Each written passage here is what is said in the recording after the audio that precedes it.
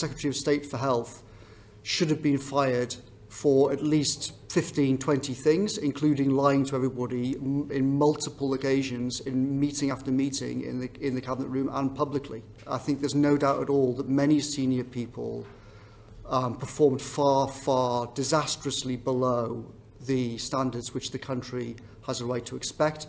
I think that the Secretary of State for Health is certainly one of those people.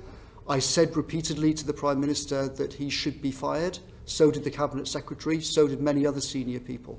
In my opinion, disastrously, the Secretary of State had made, while the Prime Minister was on his near deathbed, had made this pledge to do 100,000 by the end of April. What then happened when I came back around the 13th was I started getting calls, and Number 10 were getting calls saying Hancock is interfering with the building of the test and trace system because he's telling everybody what to do to maximise his chances of hitting his stupid target by the end of the month.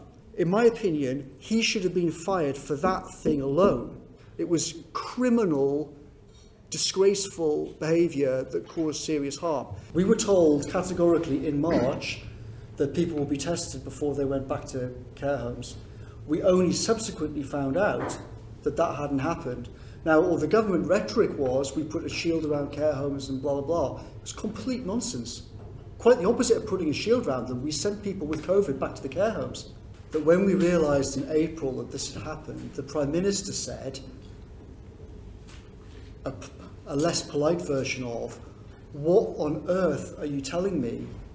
When he came back after being ill, what on earth has happened with all of these people in care homes?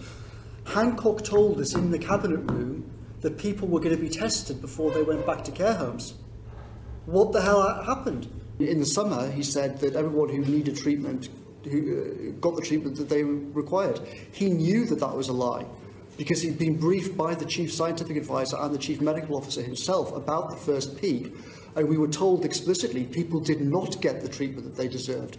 Many people were left to die in horrific circumstances. Just before the Prime Minister and I were diagnosed with having COVID ourselves, the Secretary of State for Health told us in the Cabinet room, everything is fine on PPE. We've got it all covered, etc., etc. When I came back, almost the first meeting I had in the Cabinet room was about the disaster over PPE and how we were actually completely sure that hospitals all over the country were running out. Secretary of State said in that meeting, this is the fault of Simon Stevens, it's the fault of the Chancellor of the Exchequer, it's not my fault, they've blocked approvals on all sorts of things. I said to the Cabinet Secretary, please investigate this and find out if it's true. The Cabinet Secretary came back to me and said, it's completely untrue. I have lost confidence in the Secretary of State's honesty in these meetings. I certainly believe that the Secretary of State, Matt Hancock, used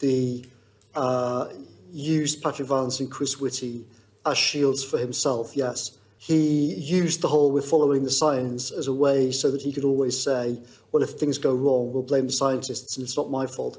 I think that was, I saw him discuss that with the Prime Minister, and I think it was one of the many appalling things that Hancock